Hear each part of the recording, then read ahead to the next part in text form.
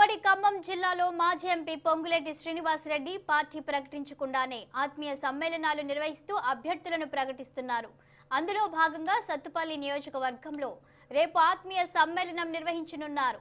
ఈ సమ్మేళనానికి ఒక ప్రాధాన్యత ఉంది. ఇప్పటికే పొంగులేటి శ్రీనివాసరెడ్డి, దయానంద్ మధ్య వచ్చిన గ్యాప్ ఈ ఆత్మీయ సమ్మేళనంతో ఫుల్ స్టాప్ పడనుందా, లేదా ఒకవేళ ఈ సభకు మట్ట దయానంద రాకపోతే అక్కడ మరొక కొత్త అభ్యర్థిని ప్రకటించే అవకాశం ఉందా అనే చర్చ జరుగుతోంది. రేపు జరగబోయే ఆత్మీయ సమ్మేళనంపై మాజీ డీసీసీబీ చైర్మన్ మువ్వా విజయబాబుతో మా ప్రతినిధి అయ్యప్ప ఫేస్ టు ఫేస్.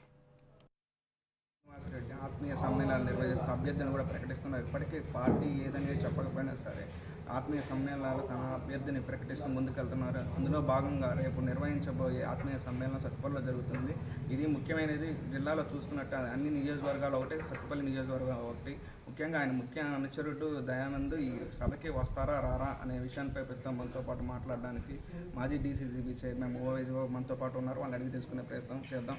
ముఖ్య అనుచరుడైనటువంటి దయానంద్ ఈ కార్యక్రమం ఆత్మీయ సమ్మేళనానికి వస్తారా రారా, వాళ్ళిద్దరికి ఈ మధ్య కాలంలో డివైడ్ అయ్యారని కూడా ప్రచారం జరుగుతుంది. దీని గురించి మీరేమంటారు? రాజకీయాల్లో రకరకాల సమీకరణాలు వస్తాయి. దాంట్లో భాగంగా చిన్న చిన్న పొరపచ్చాలు ఉన్నా కూడా దీన్ని ఆఖరికి ఇంకా ఇప్పుడు వరకు శ్రీనివాసరెడ్డి గారు ఏ పార్టీ ఏంటి అనేది నిర్ణయం తీసుకోలేదు.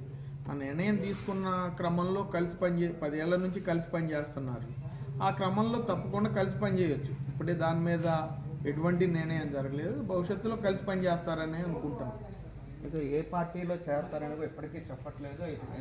మన ఆత్మీయ సమ్మేళనాలు నిర్వహిస్తున్నారు, అభ్యర్థిని ప్రకటిస్తున్నారు. అయితే వాళ్ళ అనుచరులు, పొంగులేటి అనుచరులు కూడా కొంత సందిగ్ధత నెలకొంది. అంటే బీజేపీ అని జోరుగా ప్రచారం, కాంగ్రెస్ అని ప్రచారం జరుగుతుంది. కొత్త పార్టీ కూడా పెడతారని కూడా జోరుగా ప్రచారం.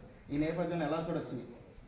తప్పకుండా ఈ 10 నియోజకవర్గాల్లో ఆత్మీయ సమ్మేళనాలు కంప్లీట్ చేసుకోవాలనేది ఒక ఆలోచన.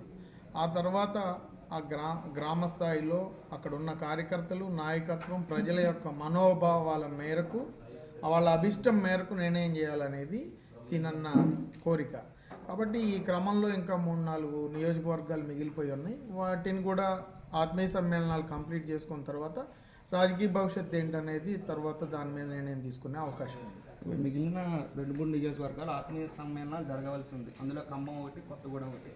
ఖమ్మంలో పొంగులేటి ముఖ్య అనుచరుడు అయినటువంటి ప్రస్తుతం మువ్వా విజయబాబు కూడా ఖమ్మంలో పోటీ చేస్తారనే ప్రచారం జోరుగా జరుగుతుంది. ఒకవేళ పొంగులేటి శ్రీనివాసరెడ్డి గారు మీరు నుంచోవాలి, పోటీ చేయాలంటే మీరేమంటున్నారు? అంటే ఇంకా రాజకీయంగా మనం ఎవరెక్కడ పోటీ చేయాలనే దాని మీద రిజర్వ్డ్ స్థానాల్లో కొంత ఆలోచన ఉన్నప్పటికీ కూడా జనరల్ స్థానాల్లో ఎటువంటి నిర్ణయం జరగలేదు. రేపు భవిష్యత్తు రాజకీయాల్లో జరిగే సమీకరణాల్లో రకరకాల మార్పులు ఉంటాయి. అసలు ఏ పార్టీ ఏంటి అనేది ఒక ఆలోచన లేకుండా తొందరపాటు నిర్ణయాలు తప్పవుతుంది. కాబట్టి దాని మీద కొంత వేచి చూస్తూ ఉన్నాం. దయానంద్ వచ్చే అవకాశాలు కూడా ఎక్కువ ఉండొచ్చు అని చెప్పవచ్చు. అయితే వీళ్ళిద్దరికీ కొంత గ్యాప్ వచ్చిందని జోరుగా ప్రచారం జరుగుతున్న నేపథ్యంలో కూడా తన అనుచరులు కూడా ఈ సభకి పెద్ద ఎత్తున 10,000 మంది సభను నిర్వహించనున్నారు. ఈ నేపథ్యంలో అంటే ఇద్దరి మధ్య కూడా కొంత గ్యాప్కి ఈ సభతో పూర్తిగా సవరించనున్నారని తెలుస్తుంది.